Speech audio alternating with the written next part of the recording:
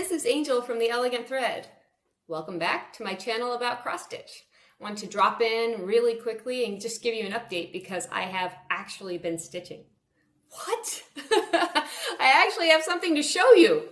My manager of marketing, aka mom, said, why don't you do them more often? You can do them like once a week like everybody else.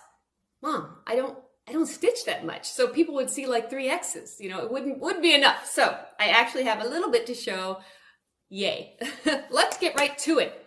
I was digging around in the garage, actually looking for some Christmas pajamas. And I came across something old. I posted it on my Instagram if you follow me on Instagram. So here's my little throwback. Look, I'm trying to get the glare out of there. Look at this thing.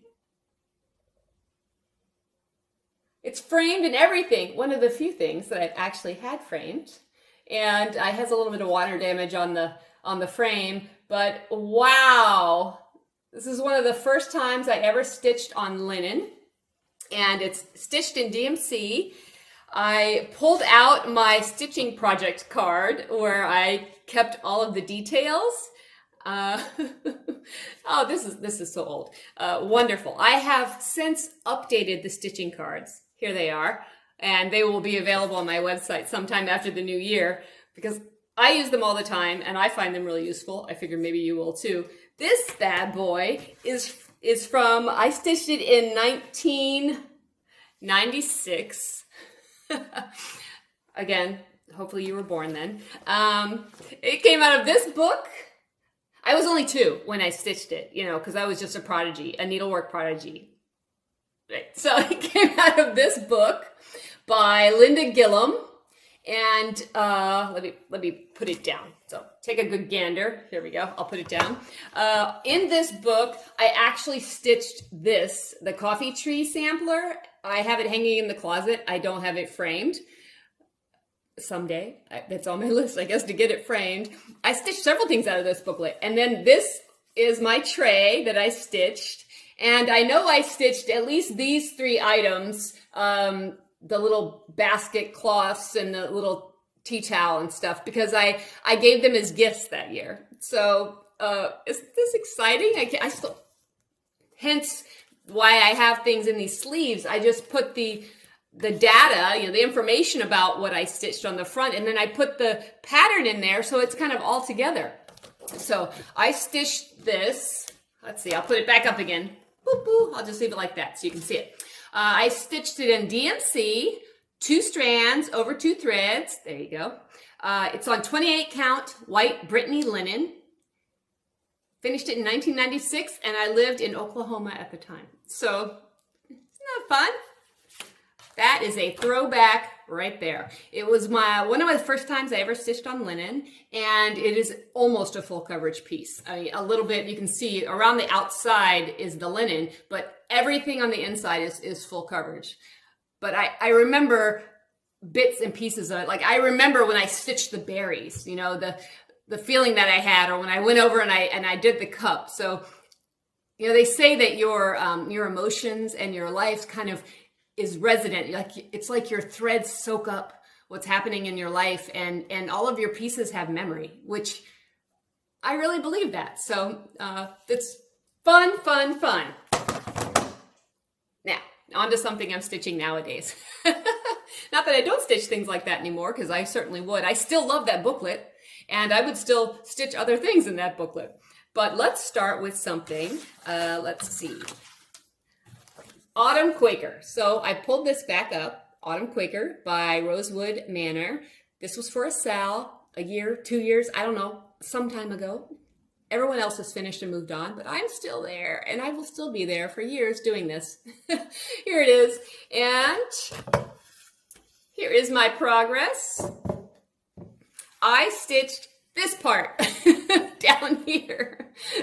Yay, there it is. So this is on 46 count. I'm just gonna look at you through here. Hi. 46 count Lakeside linen light exemplar. And I'm using the Valdani floss pack, that's recommended. And I'm using 1 strand of the Valdani floss. So I am cruising along. I think I'm about halfway done now. But that, you know, that little piece there is like, you feel like you really accomplished something because it's like a bigger motif. Yay! So I did pull that out because I wanted to have something to actually show you.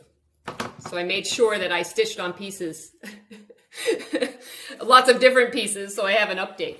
And in my Harriett salt bag, lined in red, I love this bag, this whole set. I absolutely adore. I sold out very quickly on this one. I did get more fabric to do more of these. I will get around to it because there's so many new things to do. I hardly ever go back. But this is Harriett Salt from Hands Across the Sea Samplers. A lot of people are stitching Harriett Salt because it's just such a wonderful sampler. It's a Bristol Schoolgirl sampler, and I'm stitching it in Soie d'Alger 103. And when Nicola Parkman picks your color out for you, you buy it, and that's what you stitch it in, and I love it. So there you go. And here I did a letter. I did the G. Dun, dun, dun. Okay, I try to stitch like one letter at a time. Yeah. I am, let's see. This is 56 count Zweigart Kingston in Cafe au lait. So that's why it's so slow. It's my first time on 56 count, but it really does come out so fine. And I just love this fabric. This Kingston is really a beautiful fabric. So I did a little bit on this, a little bit on that, and the rest of the time I've been stitching a model.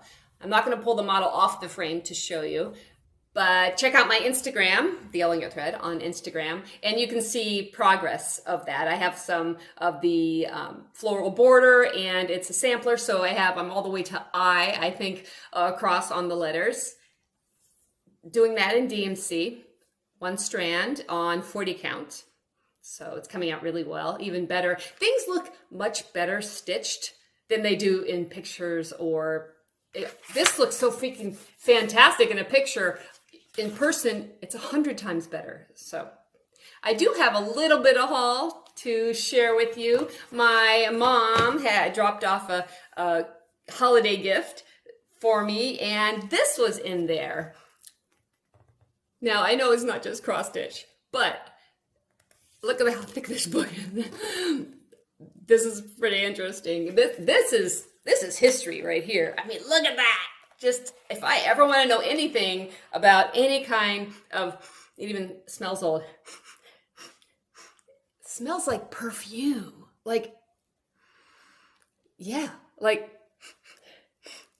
an attic that's been sprayed with perfume. That's what it smells like. So it doesn't smell really that bad. Interesting. So here's my, my page turn, but check out her sweater. Oh, that hair. There it is. I don't even know what year it's from. Reader's Digest.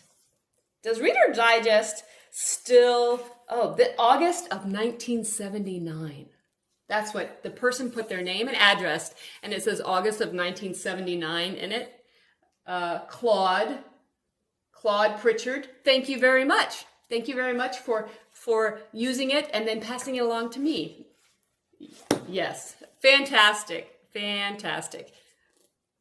As I was saying, does Reader's Digest still do like these compilation kind of things? I know they did it for recipes and obviously needlework and probably some other crafty kind of things. And this I bought for myself. So this is the Sampler Motif book by Brenda Keys. I, of course, have been looking. I love everything by Brenda Keys. She's done a lot of really fabulous books. And I don't know if this was a re-release or not, but I really love the sampler on the back. Look at that guy. Isn't it great? And you can see she gives you all these great ideas for pulling motifs out of a sampler and making little things with them. So I get a lot of inspiration from books like that. And I have some things coming from the attic. I was watching Brenda and the Cereal Starter. Okay, damn you, Brenda and Laura, because every time I watch your Flosstube, you cost me money. Like I have to go.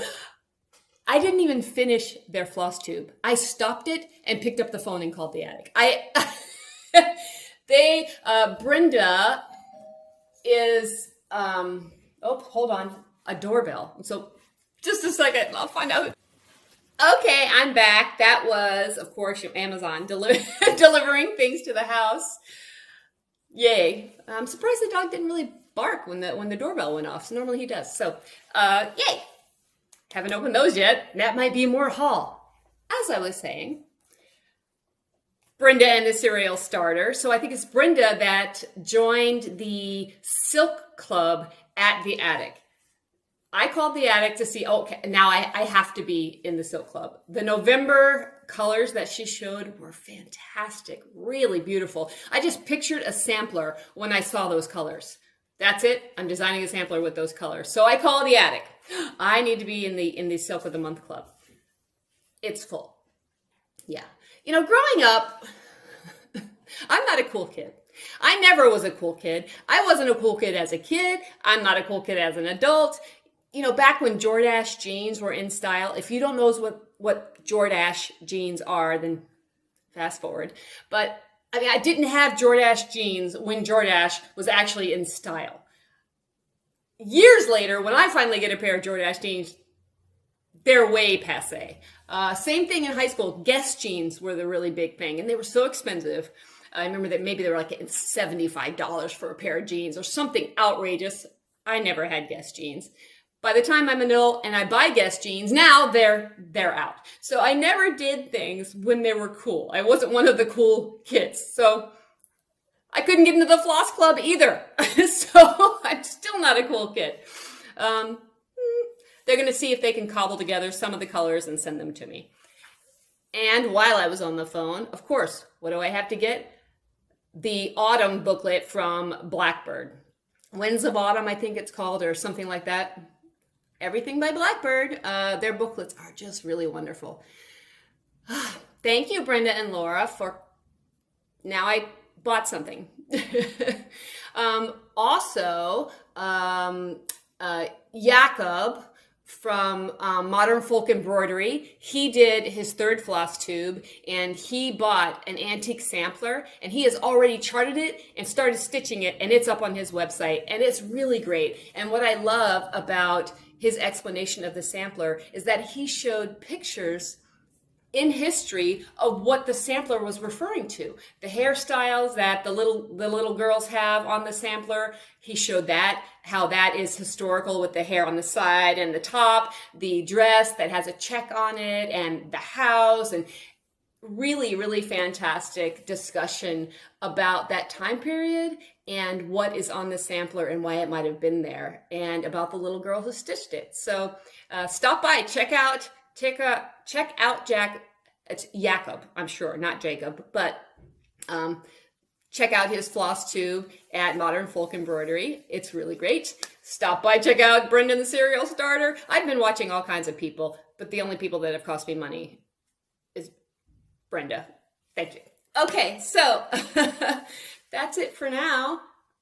I'm not going to show you my model. You'll only see that on Instagram. I'm going to save that. Maybe I'll give you a little sneak peek at the very end, but I hope you have a really great holiday and a wonderful afternoon, and you get a lot of stitching done. So thanks for stopping by.